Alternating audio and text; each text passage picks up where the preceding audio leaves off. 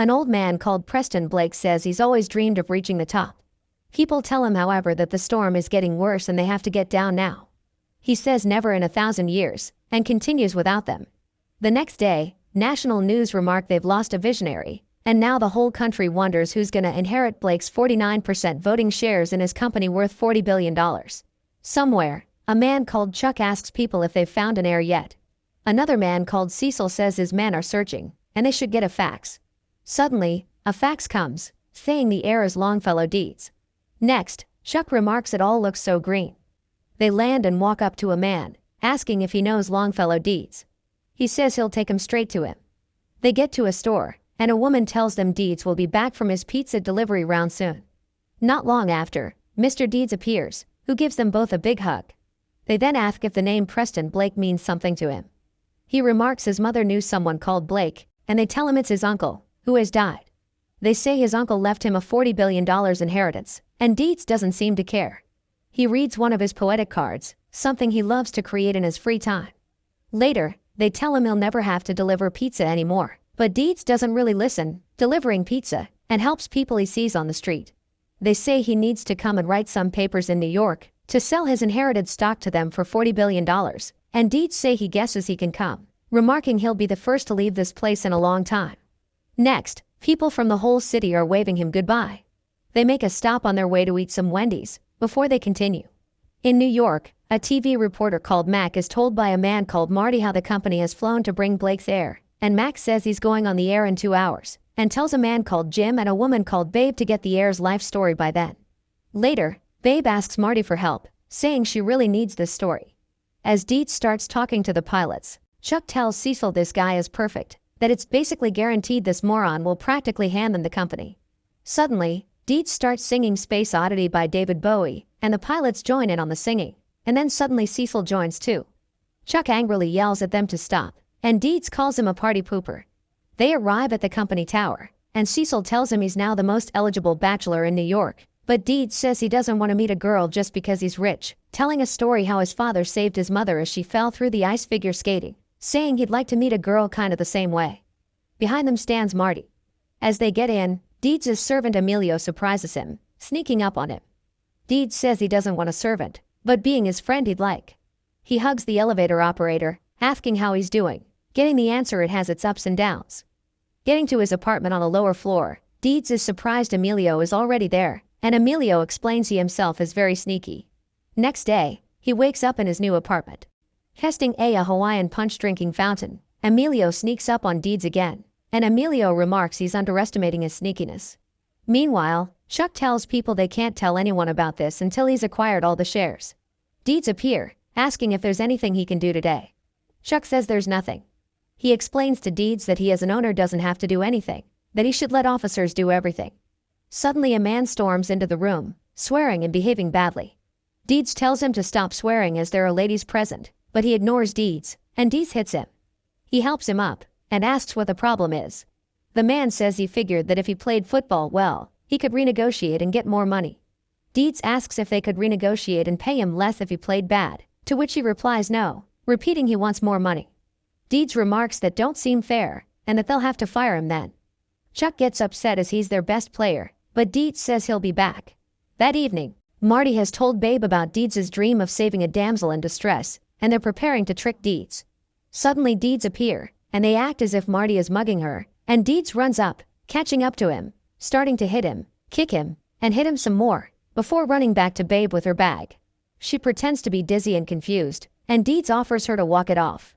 They introduce each other, walking down the street, and Babe explains she's a school nurse.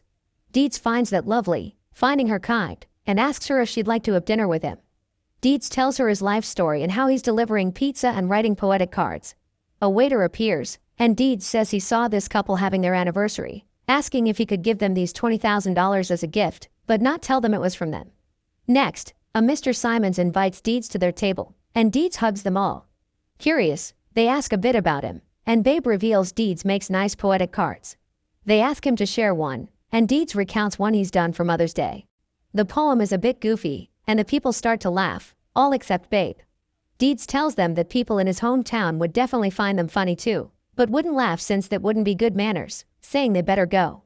Continuing to laugh, he remarks if Babe wasn't there, he'd probably knock their heads in. She says she doesn't mind, and the people immediately regret their bad behavior.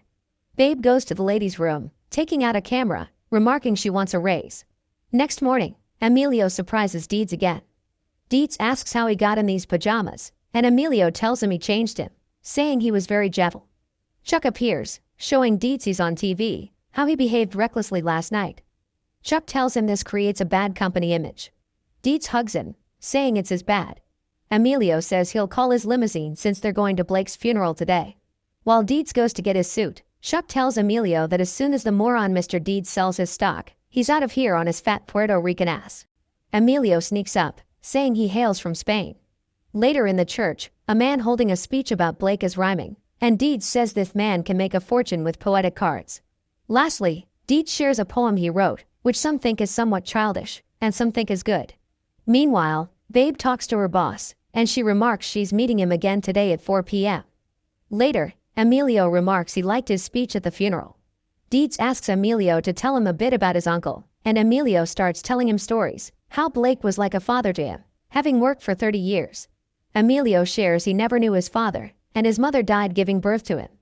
He tells Deeds he better let him finish breakfast, and suddenly he has disappeared. Later, the football player calls, saying he's sorry and likes to agree to his terms, and his father thanks Deeds for teaching his son a lesson. On his way out, he tries sliding the staircase, but crash lands. He surprised finds his great-uncle's personal journal hidden in the now-destroyed table. Next, he's paid two guys $20,000 each for their bikes, and he and Babe have a nice evening together. And Deeds shares a story from his uncle's journal how he as a child dreamed of becoming a DJ, which he thought was funny. Suddenly, they hear there's a fire, and they run to help. Deeds shakes a firefighter's hand, saying he's a volunteer fire chief in his town and says he'll help them.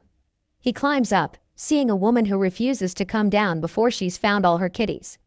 Deeds asks how many, and when she says 7, Deeds exclaims holy shit, and they begin searching for cats, throwing out one cat after the other, which are all caught by people on the street. Finally, Deeds and the woman jump out, and people cheer. Next, Mac has twisted the whole story, showing how Deeds throws out cats, adding sounds how the cats die and people scream how he's a cat killer. Babe remarks angrily that the truth was a wonderful story, but Mac says he had to spice it up. Babe says Deeds don't deserve this. Deeds exchanges mails with his people at home, who are running his pizza business for him. Playing tennis the next day, Deeds tells Chuck he'd like to stay around a bit longer, and not sell his stocks yet, saying he's found this girl. Chuck gets scared and distracted, getting a ball on his throat, and Cecil laughs. Suddenly, Chuck sees a secret message on a tennis ball for a meeting. In the shower, Chuck sees Marty, asking who he is. Marty tells him that girl Deeds is seeing, who's a school nurse, is not really a school nurse. Next, Chuck meets with Mac. That evening, as Babe and Deeds have had a great day, Babe begins trying to explain that she's really a news producer, but can't manage to reveal it. Deeds gives her a card with a lovely poem, expressing he's in love with her. She gives him a kiss, but tells him she's sorry, which he doesn't understand. As she goes into her apartment, Deeds wishes her a good night and walks home, yelling he loves New York. Next morning, Babe tells Mac she's in love with Deeds, saying she'll tell him everything and say she'll quit. That evening, Deeds has prepared a special surprise for Babe, and asks Emilio to pretend he's Babe, and Deeds practice asking the big question. Emilio says he loves him a lot, and finding it becoming weird, they stop. Suddenly Chuck and Cecil appear, and they wish him the best for his big night.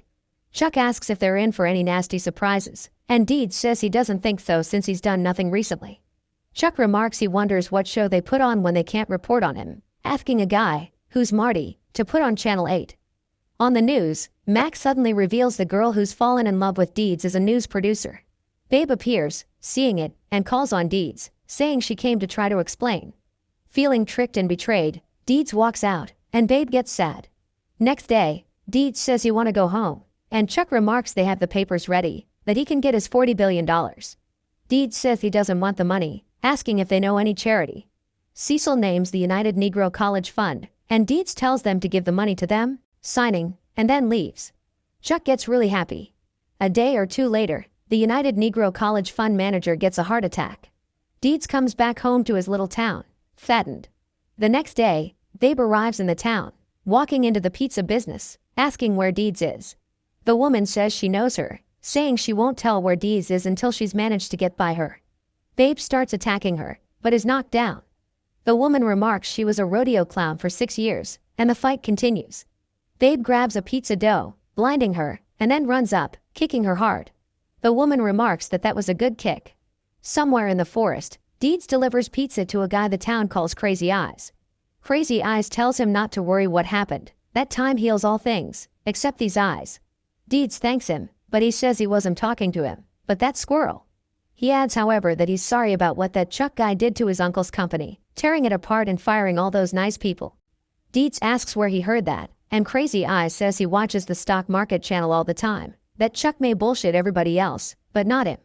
Suddenly, Babe goes through the ice and starts screaming for help. Hearing it, Deeds quickly gets there. First he asks where the cameras are, thinking it's a trick, but as the current takes her down, he gets worried. He kicks a hole in the ice, and Babe grabs his leg to climb up. Soon after, Babe says she's very sorry for everything and that she really loves him. Deeds says he doesn't know who she is and is sorry too. A day or two later, Babe, Emilio, and the elevator operator hear how Chuck has confirmed the company will be sold off piece by piece, and that the only person who could stop it is Mr. Deeds, but who has given up his voting rights, and that now 50,000 people are likely to lose their jobs. Some time later, Chuck is having a shareholder meeting, saying his proposition to sell the company off piece by piece will result in substantial premiums on all their shares, and people cheer. By law, he has to allow any shareholder who's against the proposition to speak. Emilio appears, scaring Chuck, saying the proposition would be an insult to a great man, turning to Chuck and disappears. Then Mr. Deeds appears, and Chuck says he sold all his 300 million shares and is not allowed to speak. Deeds holds up a share he bought that morning, and walks up to speak. Deeds starts a speech, asking people if they really dreamed of becoming savage investors when they were children. He remarks his own dream was to become a fireman, wanting to slide down those wicked poles and help others. He asks a man if he wanted to become a fireman too, and the man says no, but adds that he wanted to be a veterinarian. Deeds asks another man, who says he wanted to be a magician. Suddenly, several people rise, sharing their childhood dream jobs. Cecil says he wanted to be a ping pong champion. Deeds remarks that now they're about to put 50,000 people out of work to make a quick buck, that their 6th grade versions of themselves would put bubblegum into their hair and kick their asses for just thinking of doing what they're about to do. People stand up, agreeing with him. Deeds says there's still hope, asking them to please not break up his uncle's company, using the hammer, saying he always wanted to do that, and people cheer. Chuck then says they won't win, since he owns 49% and then controls an extra 2% from foreign investors, giving him 51% of the voting right. As he's about to vote for his proposition, Babe storms in yelling stop. She runs up to Deeds saying she's sorry, but that she stole Blake's journal from him. She then walks up, explaining that in the journal, Blake wrote on April 12, 1957, that he was a volcano of lust and slept with one of his staff. She shows the audience the Blake media ledger, showing who in his staff worked each day, and on April 12, 1957, there was just one person working on Blake's floor, a woman. Sadly, the woman died giving birth to a son born January 23, 1958. Emilio remarks that's his birthday. Babe adds the woman's name was Miss Consuela Lopez, and Emilio says that's his mother. Chuck gets scared, and Babe announces that the rightful heir to the $40 billion stocks is Emilio, which can be shown with a simple DNA test, remarking Chuck doesn't own any shares since they weren't Mr. Deeds to give. Chuck says these are all lies, and seemingly teleporting to the podium, Emilio tells Chuck he's fired. Babe talks to Deeds, gives a sincere apology for what she did, and would be willing to spend the rest of her life to beg him for a second chance, since she loves him. Deeds kisses her, saying let's go home. Emilio is firing several people, but allows Cecil to stay. He then thanks Deeds and Babe for their beautiful spirit and research. Deeds says all he wants is his friendship, but then Emilio says, how about $1 billion? And Deeds remarks, all right. Some time later, Deeds is happy since a company bought one of his cards, the one he wrote for Babe, and she's happy for him. All over the nation, people are reading his cards. Somewhere, Crazy Eyes remark he can't believe Deeds bought them all one of these, saying, damn, these things are fast. The end.